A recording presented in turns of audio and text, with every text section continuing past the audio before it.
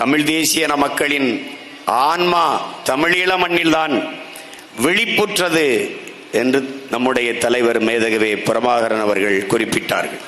காரணம், நாம் அடிமையாக இருக்கிறோம், நாம் விடுதலைக்காக போராட வேண்டும் என்கிற விழிப்புணர்வு அந்த நிலத்திலே வந்தது. அதனால் அப்படி அவர் குறிப்பிட்டார். ஆனால் இன்று தமிழர் பெருநிலத்தில், தமிழர் தாயகத்தில் தமிழ் தேசிய மக்களின், குறிப்பாக இளைய தலைமுறை பிள்ளைகளின் ஆன்மா விழிப்புற்றிருக்கிறது. தமிழ் தேசிய இனம் மிகப்பெரிய எழுச்சியை பெற்றிருக்கிறது.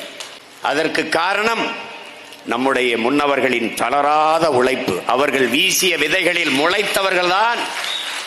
இன்று வரை தத்துவ தடுமாற்றம் இல்லை. தமிழ் தேசியம் என்றால் என்ன?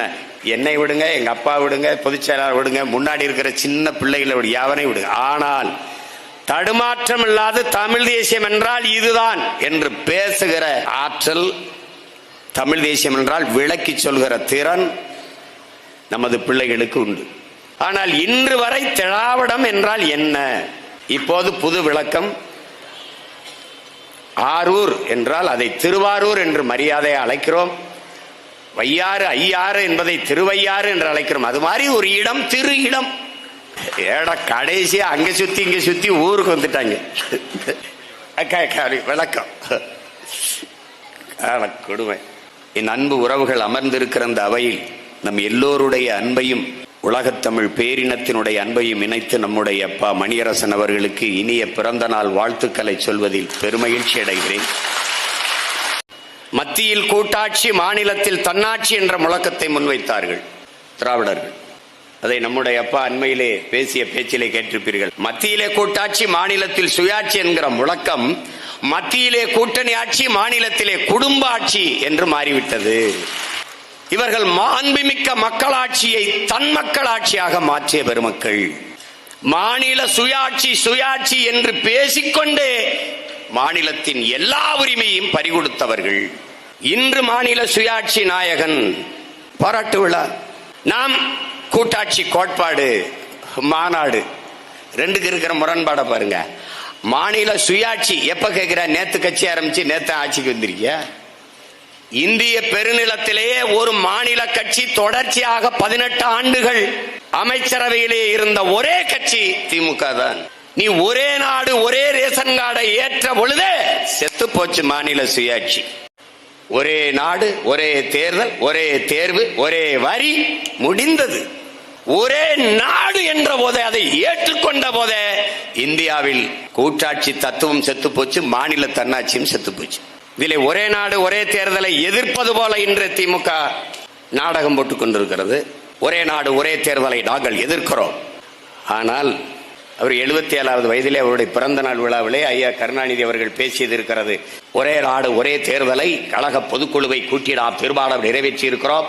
அதே பிரதமர் அம்மையார் இந்திரா காந்தி அவர்களிடத்திலே பேசி அதை தேர்தல் செலவு, நாட்டிலே தேர்தல் செலவை குறைப்பதற்காக நாம் இந்த தீர்மானத்தை நிறைவேற்றுவோம் என்று இருக்குது. பங்காளி வடிவேல் சொல்ற மாதிரி அது வேற வாய், இது நார வாய்ங்கிற மாதிரி எல்லாவற்றுக்கும் இவர்கள் தான். அவன் அதை பிடிச்சுக்கிட்டான். நீ தானையா ஒரே நாடு ஒரே தேர்தலை ஆதரிச்சிருக்க அப்படி. எல்லாவற்றிலும் ஒரே நாடை ஏற்றுக்கொண்டு அதற்கு உடன்பட்டு கையெழுத்து போட்டு விட்டு தமிழ்நாட்டிற்கு வரும்போது மாநில சுயாட்சியை பேசுவது. ஒற்றை உரிமை சொல்லுங்கள். ஒற்றை உரிமை தமிழர்களுக்கு ஏதாவது இந்த நாடு, இந்த ஆட்சியாளர்கள் பெற்றுக் கொடுத்த ஒற்றை உரிமை தமிழ் எழுத படிக்கிற உரிமை. இத்தனை ஆண்டுகள் அரசாட்சி செய்த ஒரு கட்சி ஆட்சிக்கு வந்து 4 ஆண்டுகள் நிறைவு பெற்று 5வது ஆண்டில் அடியெடுத்து வைக்கும் போது தமிழில் அரசாணை வெளியிடப்படும் என்கிறது. காரணம், இந்த கூட்டத்துக்கு பயந்துதான். அப்ப இத்தனை ஆண்டுகளாக என்ன பண்ணி கொண்டிருந்தாய்? பாரதிதாசன் என்று ஒரு கவிஞன், நம்முடைய தாத்தன் புரட்சி பாவலன், போன வாரம் தான் பிறந்து அவருக்கு கனக சுப்பரத்தினம் என்று பெயர் வைத்திருக்கிறார்கள். அதனால் இப்போது பிறந்த நாள் விழாவிற்கு ஒரு வாரம் கொண்டாட்டம், ஒரு வாரம் தமிழ் வாரம். காரணம் யார்? இவர்கள்தான். இவர்கள்தான். ஒரு சின்ன கூட்டம் ஒரு ஓரத்தில், அது அல்ல. அறிவார்ந்த பெருமக்களே, உலகில் எந்த ஒரு தத்துவமும் இதிகாசமும் புராணங்களும் காப்பியங்களும் தனி ஒரு மனிதனால் சொல்லப்பட்டதுதான். எதையும் தனி மனிதன் கருத்து என்று தள்ளி வைத்து விட முடியாது. ஒரு சிறிய கூட்டம் சொல்கிறது, பெரிய கூட்டம் சொல்கிறது என்று புறக்கணித்து விட முடியாது. இன்றைக்கு நாங்கள் சொல்லுகிறோம், நாளைக்கு நாடே சொல்லும். ஒரு வண்டி நிறைய குப்பை, அதை கொளுத்த எவனும் வண்டி நிறைய நெருப்பை எடுத்துக்கொண்டு செல்வதில்லை. ஒரு தீப்பெட்டி, ஒரு தீக்குச்சி.